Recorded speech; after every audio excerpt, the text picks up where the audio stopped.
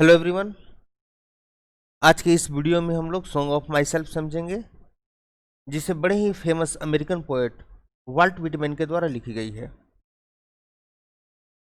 यह पोयम आम लोगों के बीच epic of America, song of America या बाइबल ऑफ डेमोक्रेसी के रूप में फेमस है। इस पोयम को विटमैन साहब ने फ्री वर्स में लिखा है। फ्री वर्स क्या होता है? पोएट्री वाले व्हाट इज पोएट्री वाले सेक्शन में पहले ही आप लोगों को बताए थे। यह पोयम इनके पोएट्री के कलेक्शन लीव्स ऑफ ग्रास से ली गई है।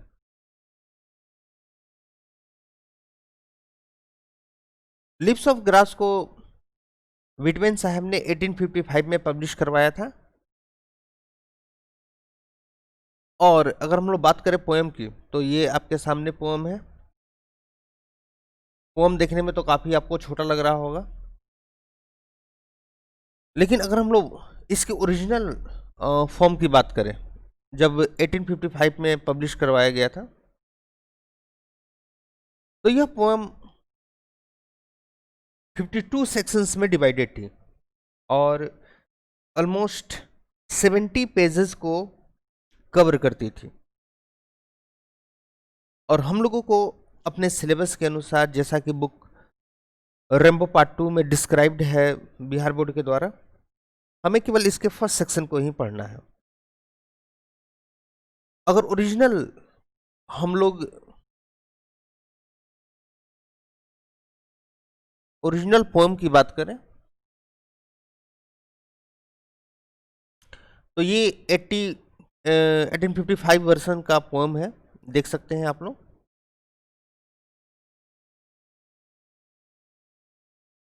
काफी बड़ी पोएम है। ये पोएम जो है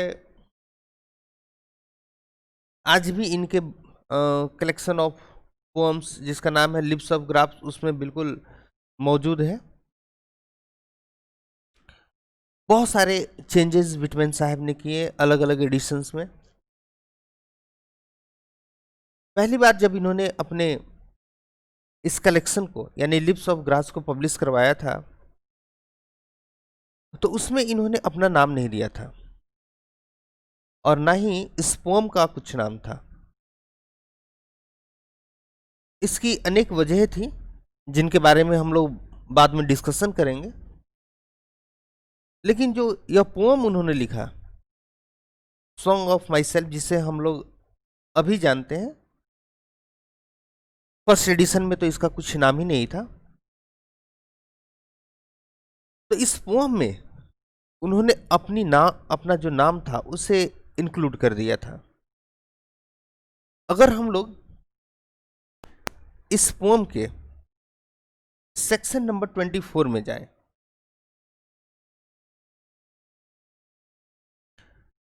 सेक्शन 24, जैसा कि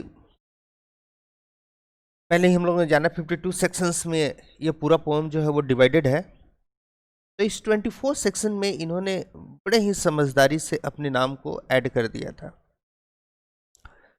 जिससे इन्हें जानने वाले लोगों ने या ध्यान से जिन लोगों ने इस पोएम को पढ़ा, वे लोग समझ गए कि वास्तव में इस पोएम के राइटर जो है वो वाल्ट विटमैन साहब हैं।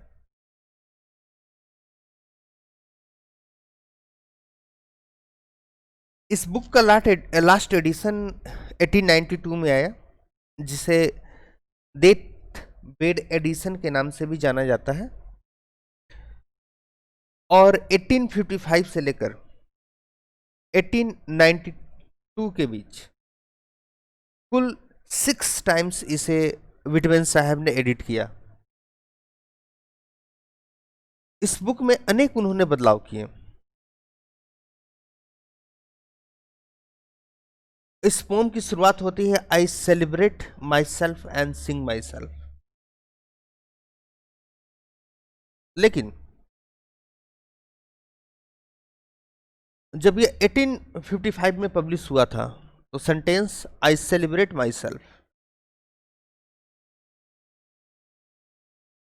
जब इसे 1867 में इन्होंने पब्लिश करवाया तब इस पोम का नाम वाल्ट विटमैन दिया, और जब 1881 में यह पब्लिश हुआ तो तब इसका नाम सॉन्ग ऑफ माई सेल्फ दिया गया। और उस समय आप देख सकते हैं, I celebrate my self and Singh my self.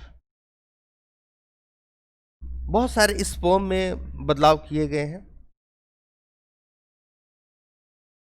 इन सभी चीजों को विटमिन साहब बड़े सोच समझ करके करते थे, जिसका प्रूफ इस मनुस्क्रिप्ट से मिल सकता है। यह विटमिन साहब की ही हैंडराइटिंग है, जिसमें देख सकते हैं आई सेलिब्रेट माई सेल्फ। बहुत सारे फिर करेक्शंस किए गए, बहुत सारे सेंटेंसेस को इन्होंने हटाया। आई सेलिब्रेट माई सेल्फ नहीं, इस तरह से इन्होंने इसमें बहुत सारे करेक्शन किए। एक और मनुस्क्रिप्ट आप देख सकते हैं, आई सेलिब्रेट माई सेल्फ नहीं, इधर कुछ नंबर्स लिखे गए हैं, डिवाइड किया है इन्होंने। बड़े ही समझदारी से इन्होंने कितने सेंटेंसेस, कितने वर्ड्स एक सेंटेंस में रहने चाहिए, इन्होंने इन सभी चीज़ों का डिसीजन लिया। कितने सेक्शंस में पोएम डिवाइडेड रहेगा, इन सभी चीज़ों का इन्होंने डिसीजन लिया। ये सारी चीज़ें जो कि मनुस्क्रिप्ट के रूप में है, यानी कि खुद विटमैन साहब के हैंडराइटिंग में मौजूद है, ये सारी चीज़ें, ये सारे पेजेज यूनिवर्सिटी ऑफ टेक्सास जो कि ऑस्टिन में है, वहाँ पर ये देखने को मिल सकता है। इस बुक की बहुत सारी जो मनुस्क्रिप्ट्स है, यानी कि जो विटमैन साहब के द्वारा लिखी गई ओरिजिनल जो पेजेस हैं, वो बहुत ज़्यादा पेजेस नष्ट हो चुकी हैं। इसकी वजह है, जब पहली बार इसे पब्लिश करवाया गया था तो लोगों ने इनके पोम को पसंद नहीं किया था। इसकी बहुत सारी वजह थी, जिसके बारे में हम लोग बाद में डिस्कशन करेंगे, जिस कारण से खुद अमेरिका में ही विटमैन साहब जो है वो बहुत ज़्यादा परेशानी में पड़ गए थे, और इस वजह से इनके पोएम्स की जो भी ये मनुस्क्रिप्ट है, बहुत ज़्यादा मनुस्क्रिप्ट नष्ट हो गए। कुछ जो बचे हुए थे उन्हें बाद में जिसे भी मिला उसे वो संभाल करके रखे हुए थे, क्योंकि बाद में विटमैन साहब जो है बहुत ज़्यादा फेमस हो गया।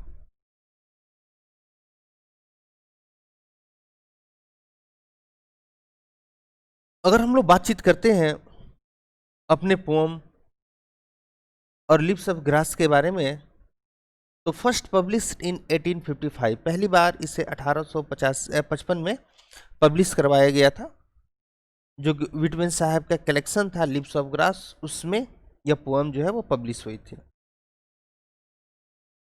इस सॉन्ग ऑफ माई सेल्फ जो पोएम है, जिसे बाद में नाम दिया गया था, यह अमेरिका में लिखे गए जितने भी पोएम्स है उन सभी में से सबसे ज़्यादा प्रभावकारी पोएम्स के रूप में जाना जाता है।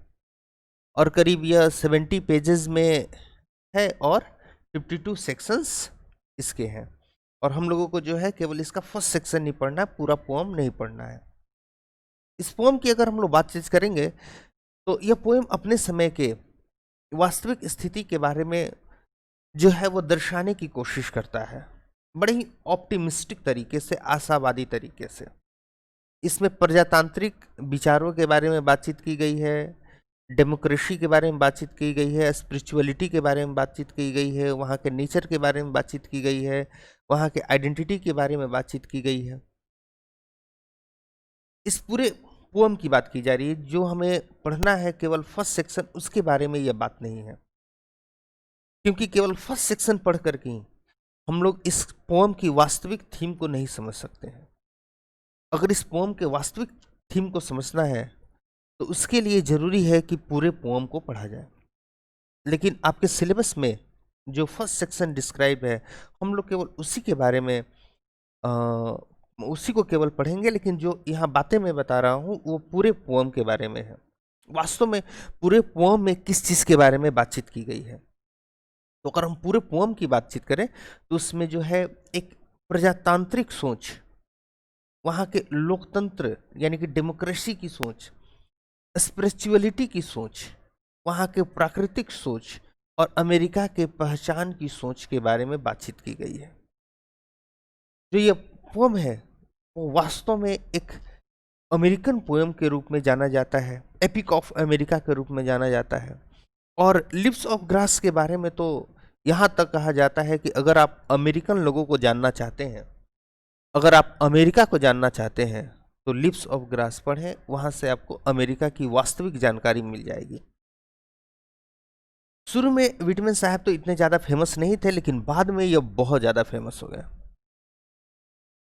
अगर आगे हम लोग बातचीत करें तो 1855 में जब पब्लिश करवाया था तो इससे कोई टाइटल इन्होंने नहीं दिया था, इस पोम का कुछ नाम नहीं दिया था, बाद में ये अलग अलग नामों से जाना गया। लेकिन जब 1881 का समय आया, उस समय जब इन्होंने इसे एडिट करवाया, तब इसका नाम सॉन्ग ऑफ माई सेल्फ रखा।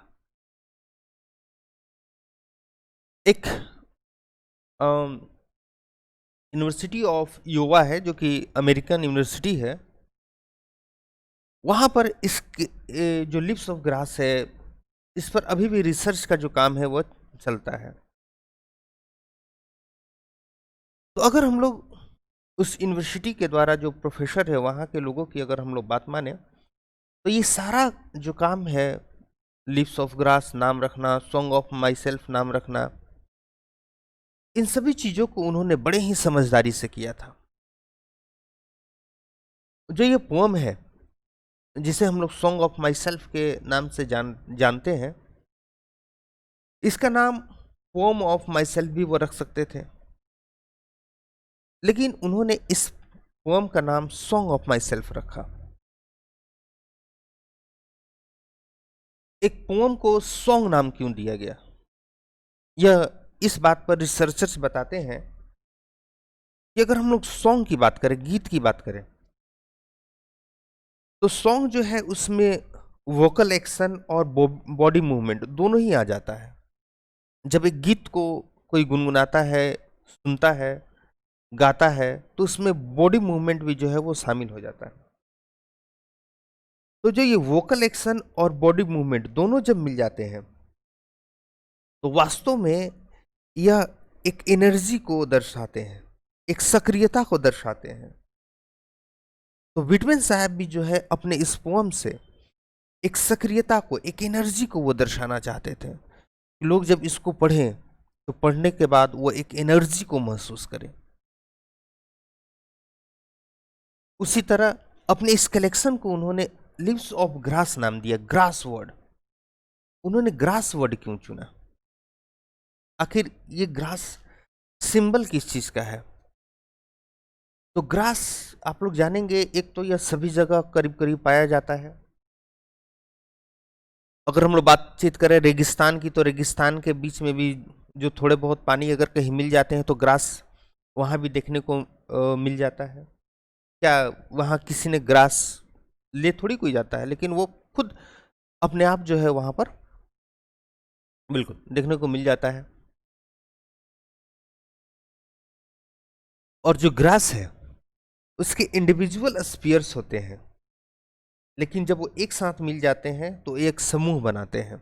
यानी कि ग्रास जो है ऐसा कहा जा सकता है कि यह एकता को दर्शाता है, यूनिटी को दर्शाता है। इसलिए इन्होंने ग्रास वर्ड को अपने बुक के नाम के रूप में चुना। अगर इस पोम को हम लोग अच्छी तरह समझना चाहते हैं तो इस पोम को पढ़ने से पहले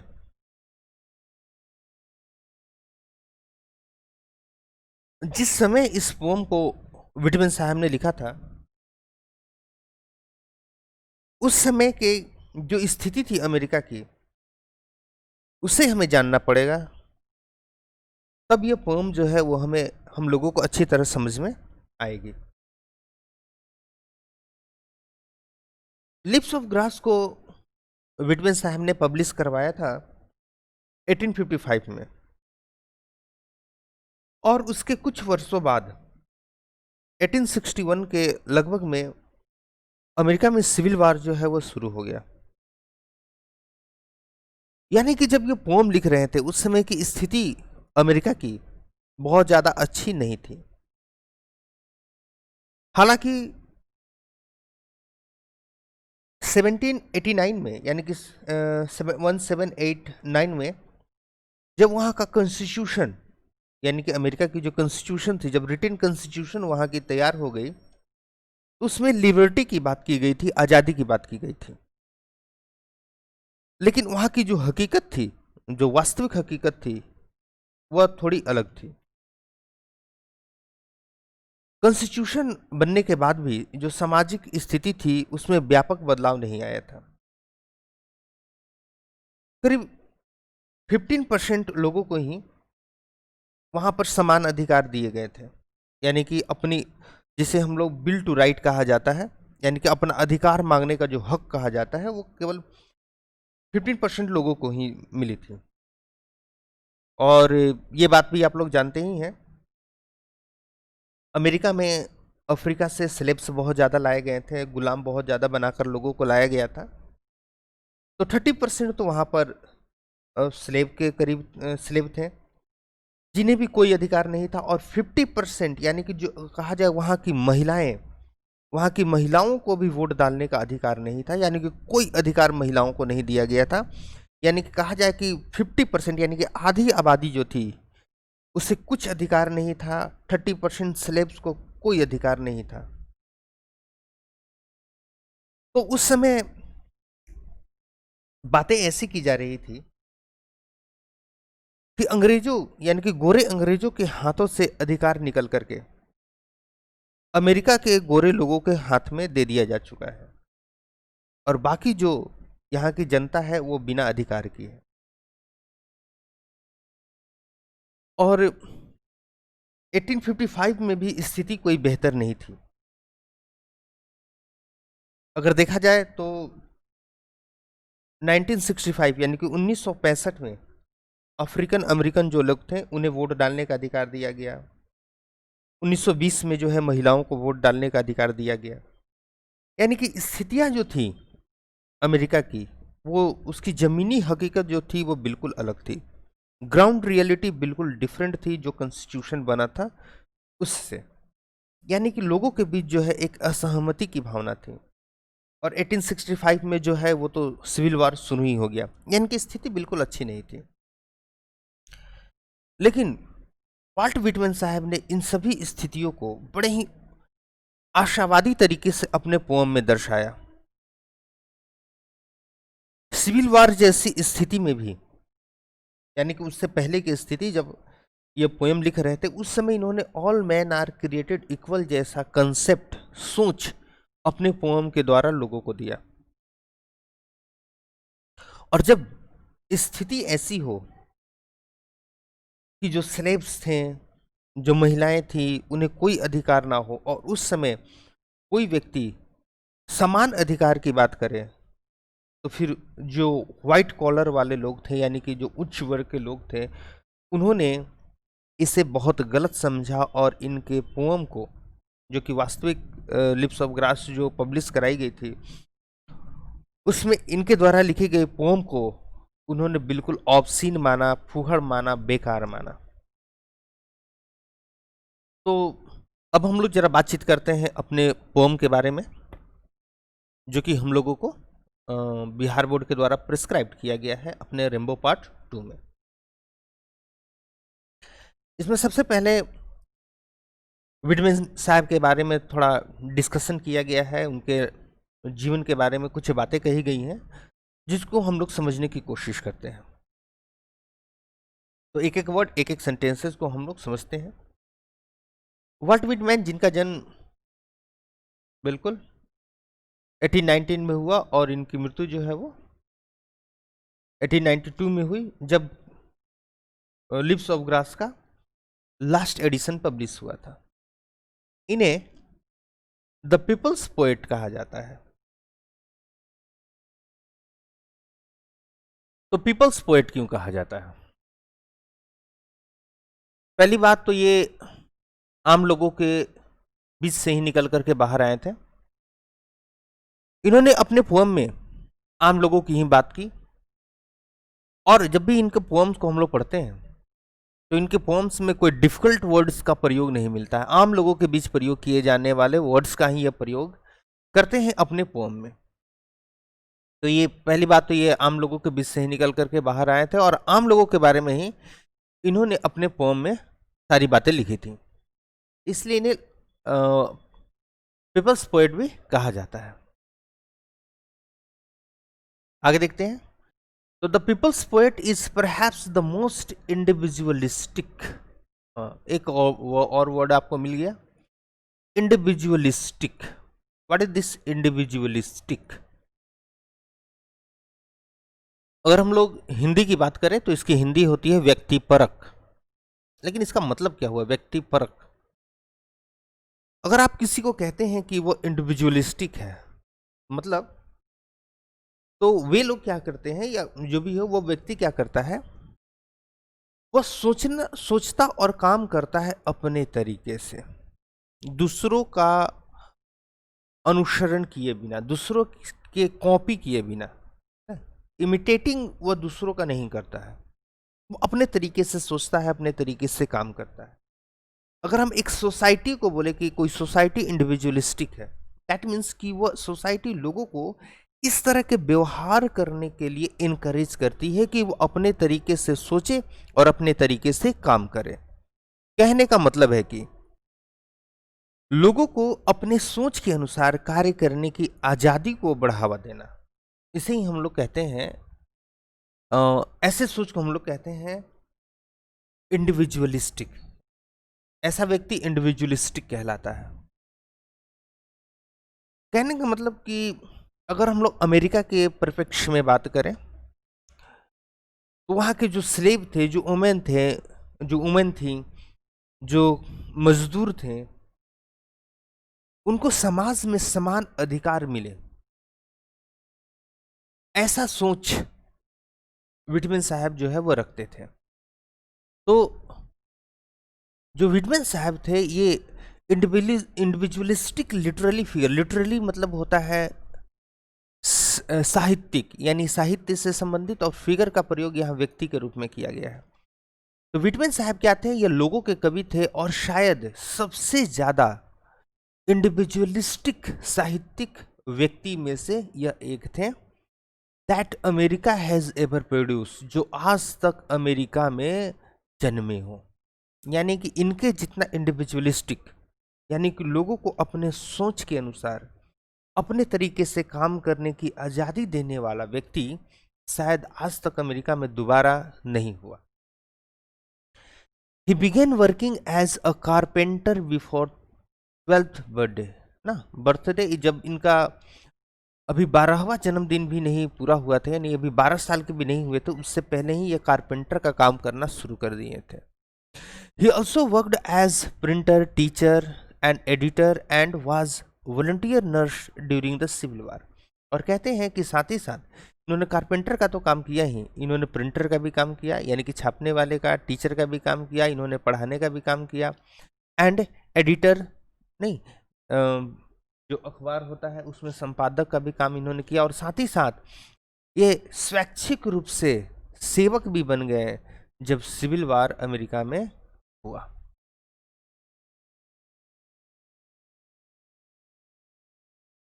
इस सेंटेंस से यह पता चलता है कि इनके घर की हालत अच्छी नहीं थी, जिस वजह से इन्हें बहुत जल्दी ही काम करना शुरू करना पड़ा। तो इन्होंने कारपेंटर का भी काम किया, प्रिंटर का भी काम किया, टीचर का भी काम किया, एडिटर का भी काम किया, नहीं, और ये खुद जो है स्वैच्छिक सेवा करने चले गए सिविल वार में। सिविल वार के बारे में तो हम लोगों ने बातचीत किया ही। तो वास्तव में ये किस तरह नर्स, किस तरह से, दैट मीन्स नर्स मतलब सेवक किस तरह से बन गए सिविल वार में, ये अपने भाई जॉर्ज, अगर इनके हम लोग परिवार की बातचीत करें तो इनके पिता का नाम वाल्टर था और इनकी माँ का नाम जो था वो लुइसा वेन वेल्सर विटमेन था। ये एक डच महिला थी। तो और ये दूसरे नंबर के थे जो वाल्टर विटमेन साहब हैं, और इनके अगर भाई, यानी कि इन दोनों के अगर हम लोग चिल्ड्रन की बात करें तो टोटल जो है वो 9 बच्चे थे इनके, और इन 9 बच्चों में से 2 जो दूसरे नंबर के ये विटमेन साहब थे। और इनके अगर नाम की हम लोग बातचीत करें तो इनका नाम शुरू में वाल्ट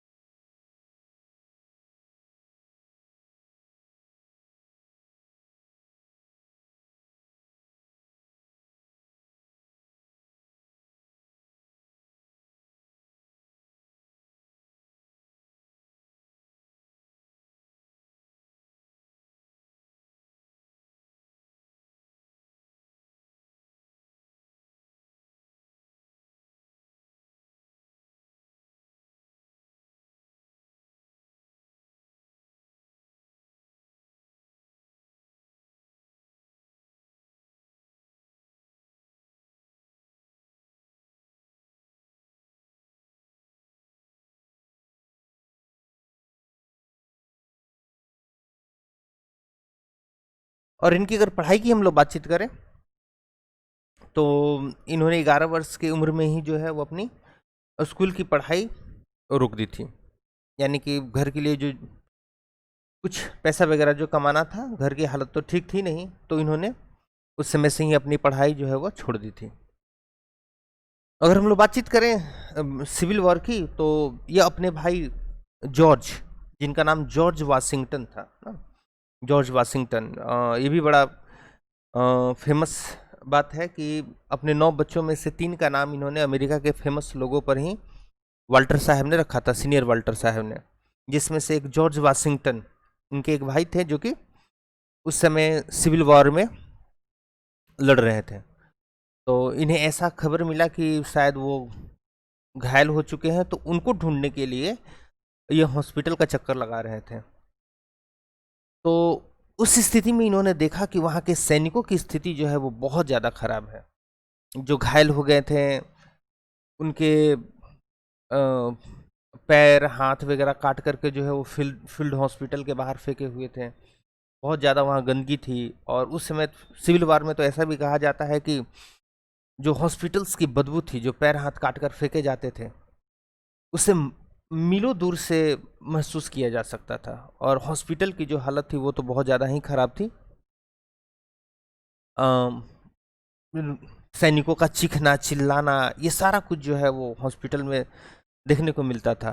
तो चूंकि ये इनकी जो बैकग्राउंड है वो एक मजदूर की रही है ना, इन्होंने उन सभी स्थितियों को महसूस किया है, जिस कारण से उन सैनिकों के दर्द को इन्होंने समझा। और इन्होंने क्या किया कि खुद जो है वहाँ पर सैनिकों का सेवा करना शुरू कर दिया। मेडिकल टेक्नोलॉजीज उस समय इतनी ज़्यादा एडवांस नहीं थी, तो ये सैनिकों से जाते थे, मिलते थे, उनकी परेशानियों को सुनते थे, समझते थे, उनके लिए चिट्ठियाँ लिखते थे, चिट्ठियों को डालते थे। अगर किसी का लेटर आया है तो उसे पढ़ करके वो उसे सुनाते भी थे। तो ये सारा काम जो है ये अपनी इच्छा से, अपनी मर्जी से सिविल वॉर के समय में इन्होंने किया था। विटमेंस पोएट्री, विटमेन साहब की जो पोएट्री है, all of which is collected in lips of graphs, lips of graphs में सारी संग्रहित है, जिसके बारे में पहले भी हम लोग ने बातचीत किया। Is known for its free rhythms and lack of rhymes. इनकी पोएट्री जो कि पहले ही बताया गया फ्री वर्स में लिखी गई है, तो उसमें कोई रिदम और राइम नहीं है, कोई ताल, कोई काफिया वगैरह नहीं है। उसे इन्होंने एकदम जैसे मन में श्वसन जो फ्री थॉट आते हैं उस तरीके से इन्होंने लिखा है, लेकिन बड़े समझदारी से, जो कि शुरू में हम लोगों ने देखा था। Whitman first publish it at his own expense इन 1855, अपने खर्चे पर इन्होंने इसे पहले पब्लिश करवाया था। कारण था कि इन्होंने जब समाज में समानता नहीं थी उस समय इन्होंने समानता की बात की थी, सभी के समान अधिकार की बात की थी, तो कोई उसे जल्दी प्रिंट करने के लिए तैयार नहीं हुआ था, इसीलिए इन्हें अपने खर्चे पर उसे प्रिंट करवाना पड़ा। हाउएवर, किंतु the free form of poems, जो पोएम का फ्री फॉर्म था, रिदम्स नहीं था, राइम नहीं था, नहीं, ये सारा कुछ नहीं होने के कारण, and joy and the joyful dedication to the importance of individual, और इसमें खुशी पूर्ण उत्साह पूर्वक समर्पित था यह पोएम इनका इम्पोर्टेंस ऑफ इंडिविजुअल के ऊपर, were not well received at the first, उसे शुरू में सभी लोगों ने अच्छा नहीं माना। इम्पोर्टेंस ऑफ द इंडिविजुअल्स कहने का मतलब वही इंडिविजुअलिस्टिक वाला थॉट कि सभी लोग जो है अपने तरीके से काम करें, बिल्कुल समान अधिकार हो सभी को, ये शुरू में लोगों ने सही नहीं माना। उसके बाद देखते हैं, इनफैक्ट वास्तव में हिज कलेक्शन ऑफ पोम्स, जो इनका संग्रह था कविताओं का, कोस्ट विटमैन हिज जॉब, इस कारण से उन्हें अपनी जॉब, उन्हें अपना काम भी छोड़ना पड़ा, काम से निकाल दिया गया, छोड़ना क्या पड़ा, काम से निकाल दिया गया। It is was not taken, it was taken to be obscene, क्योंकि उसे ऑब्सिन यानी कि फूहड़ माना गया। उस समाज में इन्होंने बहुत गलत काम किया है ऐसा बात करके, इस तरह के लोगों के बीच सोचा गया। लोगों के बीच दैट मीन्स की जो व्हाइट कॉलर वाले थे, व्हाइट कॉलर दैट मीन्स की जो उच्च वर्ग के लोग थे, और ब्लू कॉलर वाले मजदूरों को कहा जाता था, क्योंकि वहाँ का एक ट्रेडिशनल ड्रेस था मजदूरों का, ब्लू कलर का ड्रेस। इन 1881 1881 में आफ्टर मेनी एडिशन, बहुत सारे इसके संस्करण पहले छप जाने के बाद, lips of grass finally found a publisher, अंत में इसे एक पब्लिशर मिला। जब लोग इसे पसंद करने लगे तब इसे एक पब्लिशर मिला, willing to print it uncensored, जो इसे बिना काट छांट के प्रिंट करने के लिए तैयार हो गया। नहीं, यानी कि इसमें से किसी भी सेंटेंसेस को हटाना नहीं था, बिल्कुल ज्यों का त्यों प्रिंट करवाया गया। Translations of his collection were enthusiastically received in Europe, Europe में लोगों ने इसे उत्साहपूर्वक बिल्कुल स्वीकार किया। जो इसका ट्रांसलेशन हो गया, इसका अनुवाद हो गया, यूरोप में जब इनकी किताबें प्रिंट हुई तो वहाँ लोगों ने इसे खुले दिल से स्वीकार किया, इंथुसियास्टिकली मतलब उत्साहपूर्वक स्वीकार किया। क्योंकि आप देख सकते हैं इंग्लैंड में जो है समानता का अधिकार पहले ही आ चुका था लोगों को, वहाँ जब वहाँ इंडस्ट्रियल रिवोल्यूशन हुआ उसके बाद लोगों को बिल्कुल आज़ादी मिल गई, जो जिस ट्रेड में जाना चाहता है उस ट्रेड में जाए। तो लोगों को वहाँ ये बात बिल्कुल खराब नहीं लगी कि यहाँ पर सभी लोगों को समान अधिकार दिए जाने की बात की जा रही है। But Whitman remained relatively unappreciated in America, America में लेकिन बेचारे जो है रिलेटिवली अपेक्षाकृत अनअप्रिसिएटेड यानी कि बिना प्रशंसा के ही ये रह गए। अमेरिका में इन्हें प्रशंसा नहीं मिली, लोग अच्छा नहीं अभी भी मान रहे थे इनके पोम्स को अमेरिका में। It was only after his death, लेकिन मरने के बाद केवल that he could win appreciation, तभी जो है इनको प्रशंसा मिल पाई इन अमेरिका, अमेरिका में, for his original and innovative expression. जरा ध्यान दीजिएगा, वास्तविक और इनोवेटिव, इनोवेटिव मतलब कहा जा सकता है इनोवेशन से बना हुआ एक वर्ड है, तो इनोवेटिव मतलब आप कह सकते हैं उन्नतिशील, नहीं वास्तव में यहाँ कहा जाए नव परिवर्तनशील, अगर हिंदी में देखा जाए तो इसके लिए सही वर्ड यूज किया जा सकता है नव परिवर्तनशील, यानी कि समाज में परिवर्तन वाला जो विचार है, नहीं उसको यहाँ पर इन्होंने बताया है। तो कहते हैं कि अमेरिका में इनके मरने के बाद ही इनको प्रशंसा मिल पाई इनके वास्तविक और नव परिवर्तनशील जो इन्होंने विचार व्यक्त किए थे अमेरिका के इंडिविजुअलिज्म के बारे में, नहीं तो उस कारण से इन्हें बाद में प्रशंसा मिली। हिज इंपॉर्टेंट वर्क्स, इनकी जो महत्वपूर्ण रचनाएं हैं, याद रखिएगा वर्क मतलब तो कार्य होता है, वर्क्स मतलब रचनाएं होता है। इनकी जो महत्वपूर्ण रचनाएं हैं इंक्लूड लिप्स ऑफ ग्रास, वो लिप्स ऑफ ग्रास में शामिल है, and drum tap, drum taps एक इनकी लिखी गई किताब है, यह भी कलेक्शन ऑफ पोएम ही है। तो इस पोएम में इन्होंने सिविल वॉर की जो अपना एक्सपीरियंस रहा है उस एक्सपीरियंस को इन्होंने इसमें दर्शाने की कोशिश की है, जिसका नाम है ड्रम टैप। तो ये सारी बातें हो गई वाल्ट व्हिटमैन के बारे में। अब हम लोग जरा डिस्कशन करते हैं पोएम के बारे में कि पोएम में क्या दर्शाया गया है, किस बातों को उन्होंने दर्शाया है। तो इस पोएम को समझ लीजिए आप कि एक तरीके से जो अमेरिका है उस अमेरिका की स्थिति को इन्होंने बड़े ही सकारात्मक तरीके से दर्शाने की कोशिश।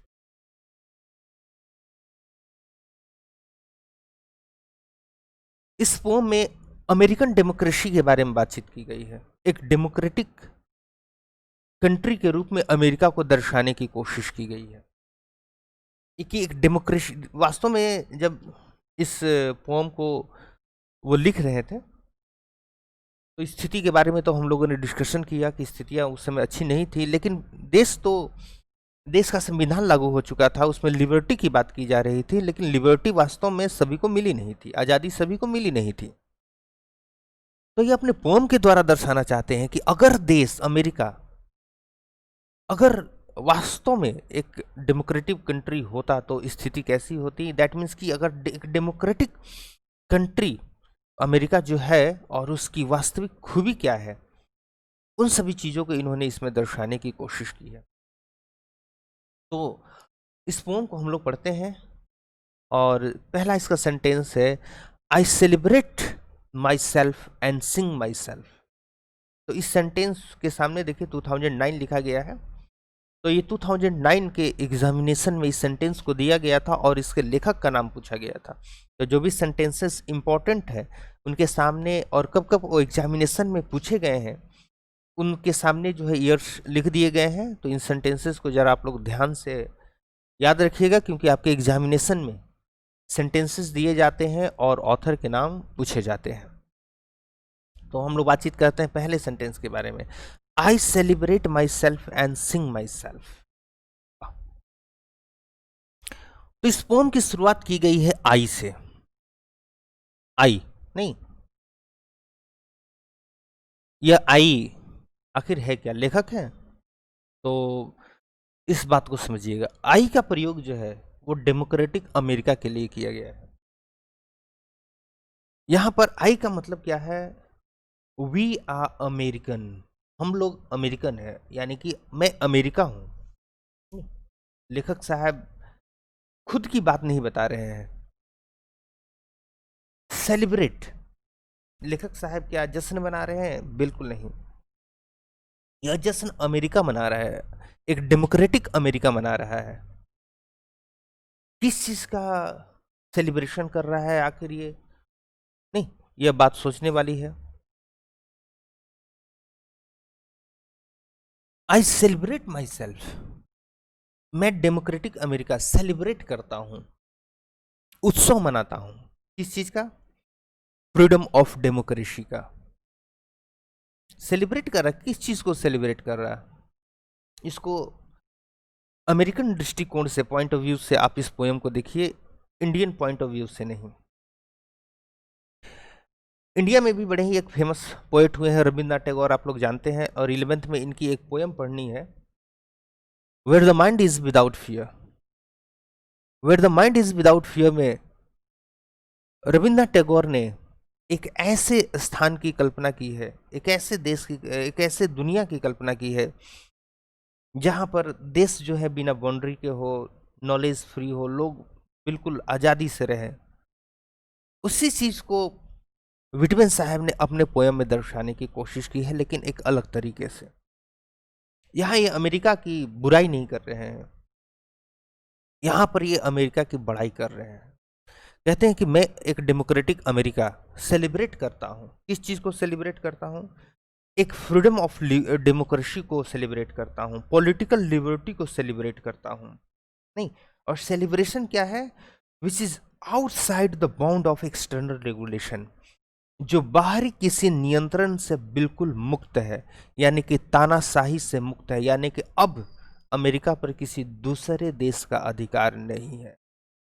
जैसा कि आप लोगों को पता है कि अमेरिका पर दूसरे देशों का जो अधिकार था, तो उस समय अमेरिका अपनी मर्जी से काम नहीं कर सकता था, लेकिन अब अमेरिका बिल्कुल आज़ाद है और ये अपनी मर्जी से काम कर सकता है। तो आई सेलिब्रेट माई सेल्फ, मैं क्या करता हूँ, मैं अमेरिका, एक डेमोक्रेटिक अमेरिका में क्या करता हूँ, सेलिब्रेट करता हूँ, आनंद उठाता हूँ खुद में।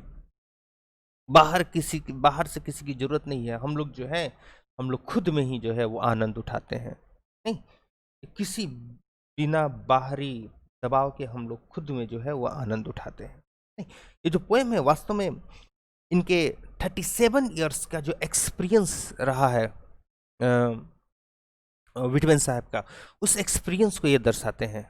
विटमेन साहब एक डेमोक्रेटिक अमेरिका में जन्म लेने वाले पहले जनरेशन के लोगों में से थे, तो इन्होंने उस चीज़ों को महसूस किया नहीं कि एक अगर डेमोक्रेटिक कंट्री हो तो उसकी स्थिति कैसी होती है, उसको इन्होंने महसूस किया था। लेकिन वास्तव में फिर भी जो लोगों के बीच असमानताएं रह गई थी, उस असमानता को पूरी तरह यदि समाप्त कर दिया जाए तो यह देश और बेहतर बन सकता है। इस चीज को यह जो है व्यक्त करना चाहते हैं, दर्शाना चाहते हैं एक डेमोक्रेटिक थॉट के द्वारा। तो कहते हैं आई सेलिब्रेट माई सेल्फ, मैं डेमोक्रेटिक अमेरिका बिल्कुल जश्न मनाता हूँ, एंड सिंग माई सेल्फ, और स्वयं गीत भी गाता हूँ। नहीं, स्वयं गीत गाते हैं, दैट मीन्स यहाँ सिंग का प्रयोग क्यों किया गया? क्योंकि यहाँ दर्शाना चाहते हैं एसोसिएशन विद समबडी। ये गाना वो अकेले गा रहे हैं? नहीं, जो पूरी अमेरिका की जनता है वो सब जो है वो सिंग कर रही है। नहीं, स्वयं का प्रयोग यहाँ पर इसलिए नहीं किया गया है कि वो एक व्यक्ति है। स्वयं का प्रयोग यहाँ इसलिए दर्शाया गया कि एक के रूप में अनेक व्यक्ति है। यहाँ स्लेव भी हैं, यहाँ मजदूर भी हैं, वुमेन भी है, ब्लू कॉलर वाले भी हैं, व्हाइट कॉलर वाले भी हैं, सभी लोग हैं। तो सभी लोग क्या करते हैं? आपस में मिल करके खुद ही सेलिब्रेट करते हैं, खुद ही गीत गाते हैं। नहीं, तो इसको ये मत समझिए कि लेखक साहब बोल रहे हैं कि मैं यहाँ सेलिब्रेट कर रहा हूँ और मैं गीत गा रहा हूँ। बिल्कुल ऐसा नहीं। यह आई जो है यह डेमोक्रेटिक अमेरिका को दर्शाने के लिए प्रयोग किया गया है। आई डेमोक्रेटिक अमेरिका है, मैं डेमोक्रेटिक अमेरिका सेलिब्रेट करता हूँ और खुद ही सिंग करता हूँ। नेक्स्ट सेंटेंस को जरा हम लोग समझते हैं, क्या कहते हैं? And what I assume you shall assume. नहीं, I assume you shall assume. यहाँ आई से ये यू पर आ चुके हैं। अब यू कौन है? जो भी लोग इस पोम को पढ़ रहे हैं उन सभी तक ये बात पहुंचा रहे हैं। कहते हैं कि मैं जो महसूस कर, यानी मैं एक डेमोक्रेटिक अमेरिका जो महसूस करता हूं वो पढ़ने वाले सभी लोग महसूस करें। नहीं, पढ़ने वाली कौन? कोई भी जनता, कोई भी जो जनता है जो भी इस पोम को पढ़ रही है वो भी इस चीज को महसूस करे कि डेमोक्रेसी की स्थिति क्या होती है। डेमोक्रेसी में जनता की भलाई के बारे में सोचा जाता है।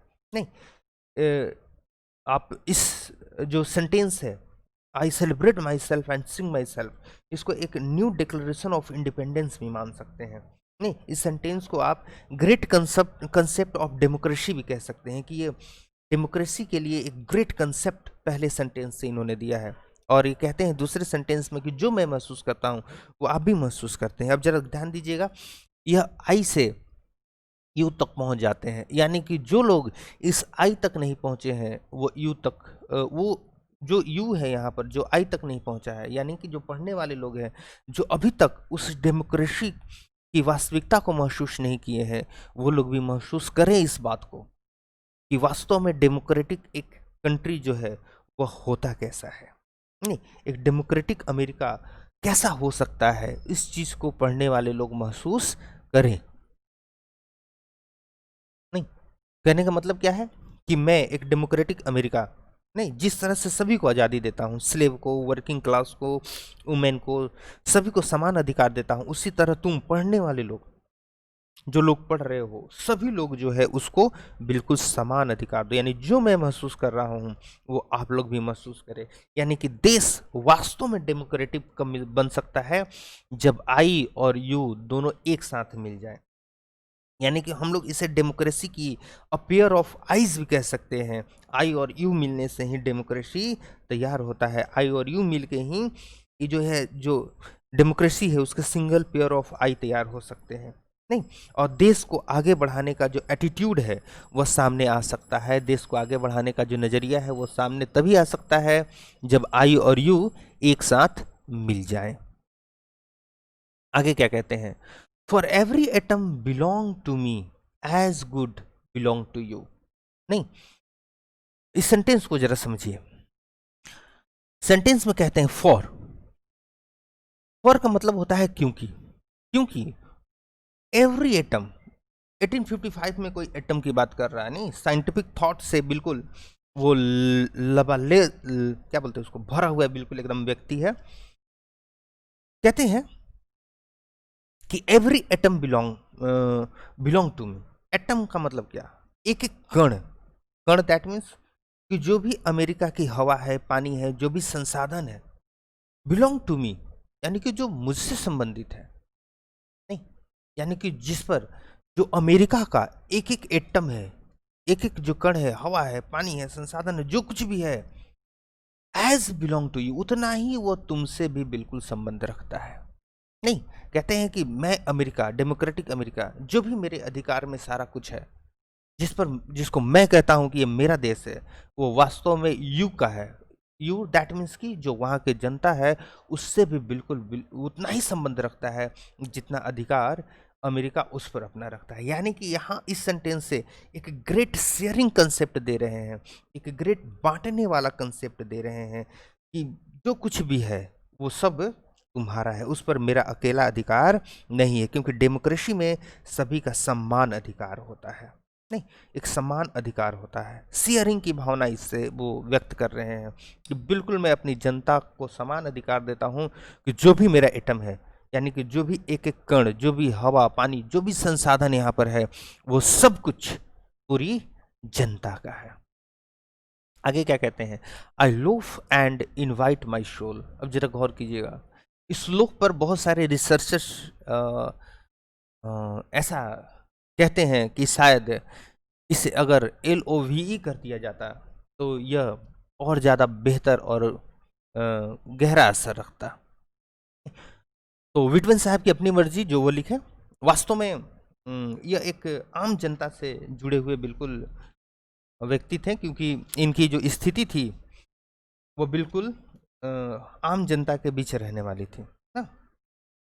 और चूंकि इन्होंने मजदूर वर्ग तक का काम किया था, इनके पास एक्सपीरियंस बहुत ज़्यादा था। और जस्टिन कैपलन नाम के एक बायोग्राफर है जो कि इनके जीवन पर किताबें लिखी हैं उन्होंने, तो उनका भी यही कहना है कि इन्होंने जो प्रिंटर यानी कि जर्नलिस्ट का जो काम किया, इन्होंने उस अपने प्रोफेशन में अपनी सोसाइटी, अपनी सिटी, वहाँ के वायलेंट, वहाँ के कन्फ्लिक्ट, इन सभी को देखा। यानी कि इनका जो एक्सपीरियंस था वो बुकिश नहीं था, इन्होंने किताबों में पढ़कर अपना एक्सपीरियंस नहीं हासिल किया था, बल्कि इन्होंने उन सभी चीज़ों को हकीकत में महसूस किया था।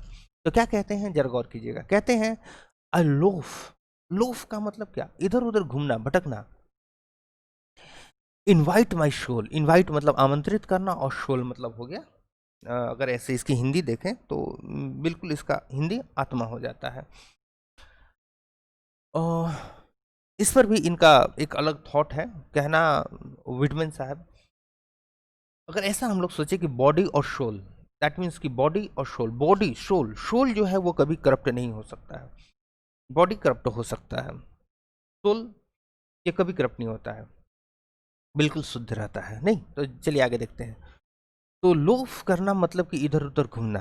कहते हैं कि मैं एक डेमोक्रेटिक अमेरिका क्या करता हूँ भाई, लोफ करता हूँ, यानी कि इधर उधर घूमता हूँ, अनुभव लेता हूँ। नहीं, इनवाइट आमंत्रित करना तो वैसे इसका अर्थ होता है, लेकिन यहाँ पर मिलना जुलना। मैं इधर उधर घूमता हूँ और मिलता हूँ, किससे, माई सोल, अपनी आत्मा से। और डेमोक्रेसी की आत्मा होती है वहाँ की जनता। जनता दैट मीन्स कौन, चाहे वहाँ का वाइट कॉलर हो, चाहे वहाँ का ब्लू कॉलर हो, चाहे स्लेव हो, चाहे वर्किंग क्लास हो, चाहे वहाँ की महिलाएं हो। कहते हैं मैं सभी से मिलता जुलता हूँ, मैं सभी पर बिल्कुल ध्यान देता हूँ। यानी कि डेमोक्रेटिक कंट्री में बिल्कुल इन्होंने एक समान अधिकार को बार बार दर्शाया है। और इसी कारण से बहुत सारे अमेरिकन लोगों ने इनके पोयम को ना सही नहीं माना। कहते हैं कि मैं बिल्कुल चारों तरफ घूमता हूँ, फिरता हूँ और अपने लोगों से मिलता जुलता हूँ। आई लीन एंड लोफ। अब लीन का प्रयोग इन्होंने यहाँ पर क्यों किया, अच्छा, लोफ एट माई इज मतलब होता है एक सुविधा समझ लें, नहीं, आराम। Observing a spear of summer grass, spear of summer grass, नहीं, इन सभी चीजों को एक एक करके हम लोग समझते हैं। क्या कहते हैं, आई लीन, लीन आराम करना, रुकना, लोफ फिर वही घूमना फिरना, चलना, रुकना और चलना। देखिए बड़े समझदारी से इन्होंने वर्ड्स को यूज किया है। शुरू में ही हम लोगों ने देखा ना, ये रुकते हैं चलते हैं, रुकना चलना, सक्रियता को दर्शाना, गति को दर्शाना। नहीं, ये जो मैं डेमोक्रेटिक अमेरिका हूं, मैं क्या करता हूं, एक गतिशील स्थिति को जो है वो दर्शाता हूं। एट माई एज, अपने सुविधा अनुसार, यहाँ कोई बाहरी दबाव नहीं है। मैं एक डेमोक्रेटिक अमेरिका क्या करता हूँ, अपनी सुविधा अनुसार अपनी गति को बनाए रखता हूँ। नहीं, ऑब्जर्विंग अनुभव लेते हुए स्पीयर ऑफ समर ग्रास। अब ये स्पीयर ऑफ समर ग्रास क्या है, तो चलिए इसको जरा हम लोग समझते हैं यहाँ से। नहीं, कहते हैं जरा देखिएगा, एक फेमस राइटर ने अपनी थॉट यहाँ पर दर्शाया है। क्या कहते हैं? The first picture of Whitman tapestry, tapestry जो बाहरी आवरण है बुक का, the I lean on the earth observing a spear grass. इसका मतलब क्या है? कहते हैं is unconventional as the frontispiece of the poet dressed as a working man। या इस तरह से दर्शाता है जैसे कि लेखक साहब ने क्या किया है, एक वर्किंग क्लास यानी कि मजदूर वर्ग के वस्त्र को पहना। नहीं, अच्छा आगे देखा जाए, एक बोरनसन एल्कोट नाम के एक राइटर हुए हैं, और ये थे कौन? One of the first make visit to the poet's home after the appearance of lips of grass. जब लिप्स ऑफ ग्रास पब्लिश हुई थी उसके बाद पहले मिलने वाले व्यक्तियों में से ये एक थे, जो जा करके विटमैन साहब से मिले थे। क्या कहते हैं? That in life Whitman assume the same picture. बिल्कुल ऐसी ही तस्वीर जो है, वर्किंग क्लास के वस्त्र को पहने हुए, लेटे हुए, ऐसा ही एक जो है नज़ारा वो विटमैन साहब के घर पर देखे थे। व्हेन टॉकिंग, जब वो विटमैन साहब से बात कर रहे थे, will recline upon the couch at length, बिल्कुल पड़े हुए थे अपने बिस्तर पर विटमैन साहब, pillowing his head upon his bended arm, अपने मुड़े हुए हाथ से को अपने सिर पर रख करके जैसे तकिया लगा हो ना, उस तरह से हाथ को रखे हुए बिल्कुल लेटे हुए थे। एंड इन्फॉर्मिंग यू, और आपको सूचित कर रहे थे, इशारा अपने तरफ से ऐसा दर्शा रहे थे naively, how lazy he is and slow, कि कितने वो सुस्त हैं और कितने स्लो। तो ये तो बातें हो गई लेखक साहब के नज़रिए से, लेकिन वास्तव में observing spear of summer grass ये आखिर दर्शाता किस चीज़ को है? ये दर्शाता है वर्किंग क्लास के नहीं स्थिति। तो लेखक साहब आखिर यहाँ क्या दर्शाना चाहते हैं? कहते हैं कि observing spear of summer grass, मैं समर ग्रास के स्पीयर को महसूस करता हूँ। तो यहाँ स्पीयर ऑफ समर ग्रास आखिर है कौन? तो स्पीयर ऑफ समर ग्रास है वहाँ के अनपढ़ मजदूर, गुलाम, नहीं ब्लू कॉलर वाले लोग, उन लोगों को भी मैं क्या करता हूँ, महसूस करता हूँ। कौन महसूस करता है? आई, यानी कि वो डेमोक्रेटिक अमेरिका सभी पर बिल्कुल समान ध्यान देता है। ठीक है। My tongue every atom of my blood. अब इस सेंटेंसेस के बारे में हम लोग पढ़े, उससे पहले देखिए यहाँ से लेकर के यहाँ तक कि जो ये इतनी बातें हैं, ये 1881 का जो एडिशन आया था, उस 1881 के एडिशन में इस बात को अलग से जोड़ा गया था। ये पहले शुरू में जो 1855 में जो पब्लिश हुआ था उसमें ये बातें पोयम में नहीं थी। बाद में लेखक साहब ने जब अपना अगला एडिशन दिया उसमें इन्होंने इस पोयम को डाला। क्या कहते हैं? My tongue every atom of my blood, मेरा टंग नहीं यानी कि जीभ, okay, every atom of my blood यानी कि लहू का कतरा कतरा नहीं, okay, formed from this soil this air, वो यहाँ के मिट्टी और हवा से बनी हुई है। जरा बात समझिए, माई टंग कहने का मतलब है यहाँ पर इनकी आवाज नहीं, यानी कि फ्रीडम ऑफ स्पीच, ओके, यानी कि एक डेमोक्रेटिक कंट्री में किसी को भी अपनी बात कहने की अनुमति होती है। Okay, every atom of blood कहने का मतलब है कि शक्ति यानी कि पावर नहीं, और ये आवाज और शक्ति यानी कि जब ये इनकी अपनी आवाज और जब इनकी शक्ति आपस में मिल जाती है तो वह दर्शाती है पहचान को, यानी कि जो अमेरिका की पहचान है उसको ये दर्शाना चाहते हैं। कहते हैं कि जो अमेरिका की पहचान है वो फॉर्म्ड बनी हुई है, किससे बनी हुई है? This soil this air. This soil this air कहने का मतलब है यहाँ की मिट्टी, यहाँ की हवा, यहाँ की प्राकृतिक संसाधन, यहाँ उत्पन्न होने वाली जो वस्तुएं हैं, फल, अनाज, सब्जी, फसल, सभी चीज, इन सभी चीजों से ही इस अमेरिका की पहचान है। ठीक है, कहते हैं कि अमेरिका की पहचान आखिर क्या है, तो वहाँ की प्राकृतिक संसाधन जो है वहाँ की पहचान है, और उसी से अमेरिका जो है वो बना हुआ है। और ये सभी born here of parents, born here from parents the same and their parents the same, यानी कि एक जनरेशन एक यहाँ दर्शाया गया, उसके बाद एक जनरेशन यहाँ दर्शाया गया, और उसके बाद एक जनरेशन यहाँ दर्शाया गया, यानी कि ये सारी चीज़ें, ये प्राकृतिक संसाधन जो कुछ भी है यहाँ पर, यह यहाँ एक दिन से नहीं है, यह यहाँ सदियों से है। यानी कि इस बॉर्न हियर फ्रॉम पेरेंट्स शब्द का प्रयोग करके यह अपनी धरती के साथ नहीं, एक मजबूत रिलेशन को दर्शा रहे हैं। कहते हैं कि अमेरिका जो है, अमेरिकन डेमोक्रेसी जो है, वो आखिर है क्या, तो अपनी धरती से बिल्कुल जुड़ी हुई है, और ये सारी चीज़ें यहाँ पर एक दिन में नहीं बनी है, यह सदियों से बनी हुई है, और इस प्राकृतिक संपदा पर सभी का बिल्कुल समान अधिकार है, क्योंकि डेमोक्रेटिक कंट्री में सभी का, सभी संसाधनों पर सभी का समान अधिकार होता है। कहते हैं कि मैं 37 ईयर्स ओल्ड हो चुका हूँ, यानी कि अमेरिका 37 वर्ष का है? बिल्कुल नहीं।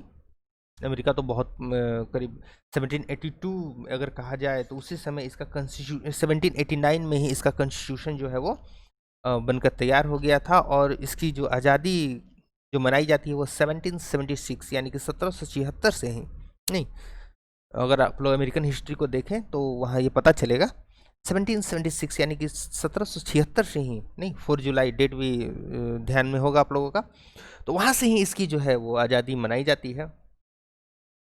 तो ये आखिर 37 ईयर ओल्ड कैसे हो गया, तो ये मैंने पहले ही बताया था कि जो लेखक साहब है वो क्या कर रहे हैं, अपने 37 वर्ष के एक्सपीरियंस को दर्शा रहे हैं, जो भी इन्होंने महसूस किया। तो कहते हैं कि मैं तो अभी 37 ईयर्स ओल्ड का हो चुका हूँ नहीं, और कहते हैं यानी कि लेखक के अनुसार जो इन्होंने महसूस किया है, एक डेमोक्रेटिक अमेरिका 37 वर्ष का हुआ है, और कहते हैं कि परफेक्ट हेल्थ बिगिन, इसका तो अभी वास्तविक यानी कि अच्छाई ये तो अभी शुरू ही हुआ है नहीं, यानी कि अभी अच्छे दिन आने बाकी हैं। Hoping to cease not till death, और जब तक ये अमेरिका डेमोक्रेटिक रहेगा, बाद में क्या होगी पता नहीं, लेकिन जब तक ये डेमोक्रेटिक रहेगा तब तक उम्मीद ये करते हैं कि ये समानता का जो अधिकार है, सभी को समान समझने वाली जो बात है वो रुकने वाली नहीं है। बहुत सोच समझ के इन्होंने पोएम को लिखा है। शुरू में ही बताया कितने ज़्यादा ये अपने सेंटेंसेस नहीं, जो पैराग्राफ्स हैं, इन सभी को बहुत ज़्यादा एडिट करके एक एक बात को ये लिखा करते थे। क्रीड्स एंड स्कूल्स इन एबियंस, जरा गौर कीजिएगा, क्रीड्स ऐसे तो हम लोग देख ले तो क्रीड का मतलब हो जाता है कोई भी ना धर्म जाति से संबंधित बातें, लेकिन यहाँ पर इन्होंने क्रीड शब्द का प्रयोग करके बहुत गहरी बात बताई है। क्रीड का प्रयोग इन्होंने क्यों किया है, तो क्रीड का मतलब क्या हो गया, पहले तो ये एक समझ लीजिए धार्मिक सोच, लेकिन जब अमेरिका डेवलप हो रहा था उस समय यहाँ पर अगर कहा जाए तो सेंट्रल एशिया, यूरोप के बहुत सारे लोग जो है आकर के यहाँ पर बस गए थे। दैट मीन्स कि यहाँ पर स्थिति कैसी थी, तो अगर हम लोग स्थिति की बात करें तो स्थिति ऐसी थी कि अलग अलग धर्म जाति को मानने वाले लोग आ गए थे। दैट मीन्स कि rich blend of different races ना, that unite as one nation.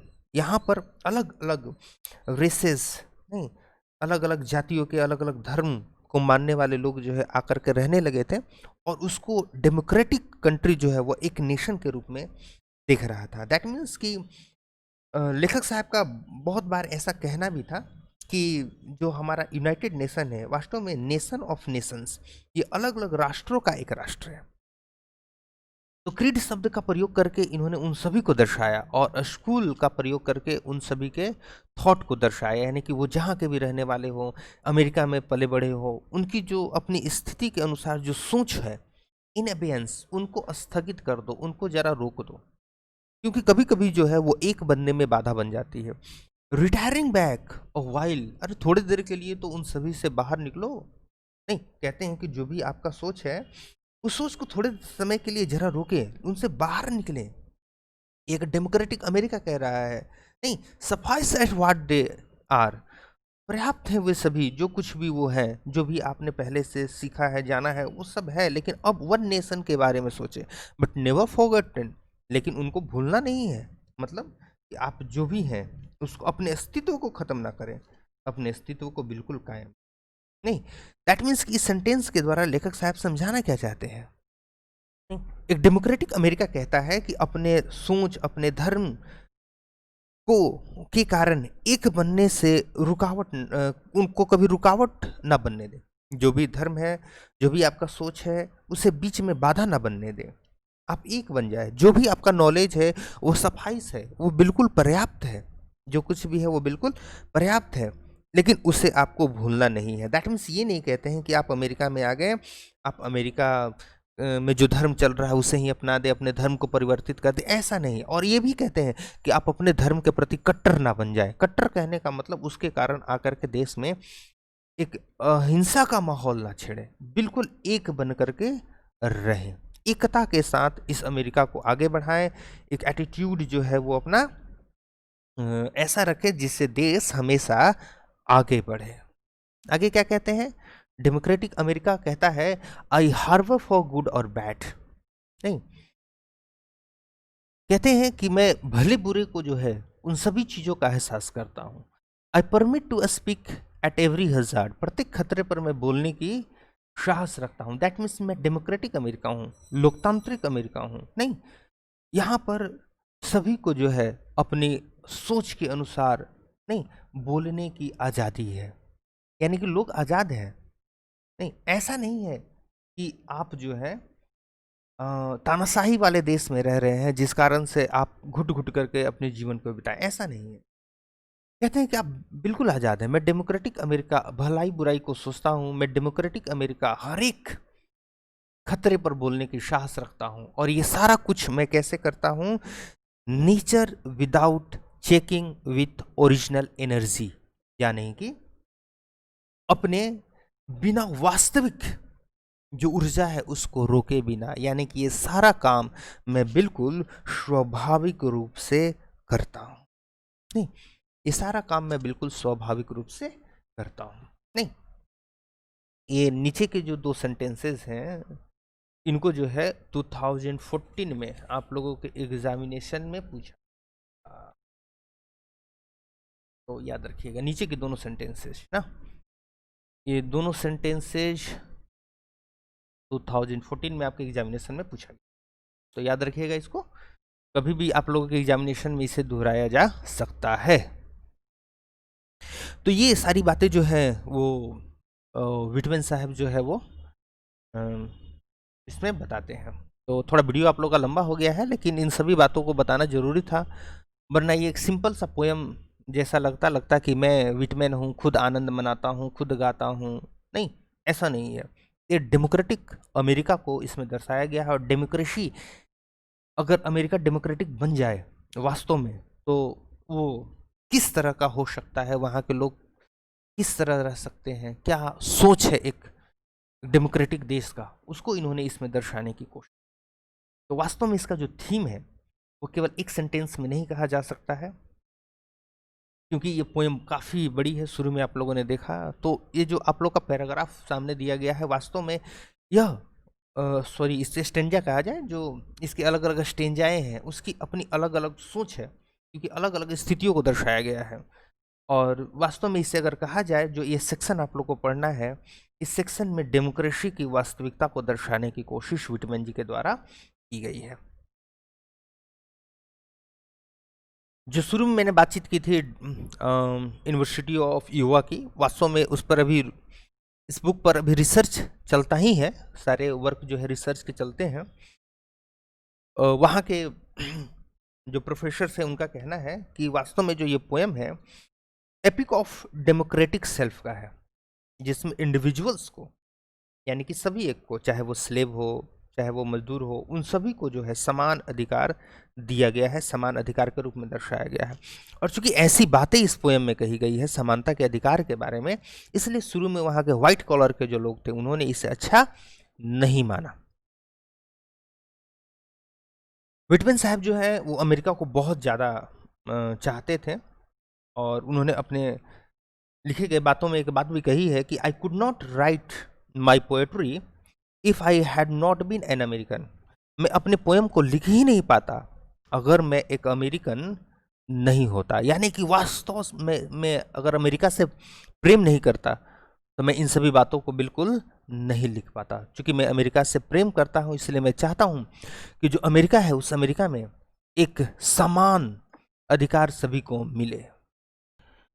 इस पोएम को बाद में लोगों ने बहुत ज़्यादा पसंद किया, दूसरे लोगों ने भी बहुत पसंद किया, खासकर जब देश डेमोक्रेटिक होने लगे तो इस आई का प्रयोग सभी लोग करने लगे, सभी देश करने लगे। उसके बाद लोगों को काफ़ी ज़्यादा इनके पोएम्स जो है वो पसंद आने लगे, क्योंकि यह किसी एक देश पर ही नहीं लागू किया जा सकता है, आई के द्वारा आप किसी देश को भी लागू कर सकते हैं।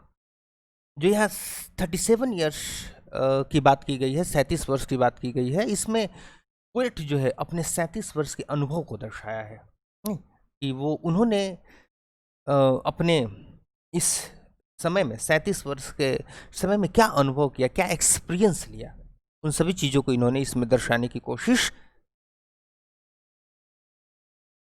तो पोएम को आप लोग अच्छी तरह से समझें, और किसी तरह का कोई प्रॉब्लम वगैरह हो तो नंबर तो आप लोग के पास है ही, बात कर सकते हैं या क्लास में आकर के आप लोग पूछ सकते हैं। पढ़ते रहें, समझते रहें। Till then bye.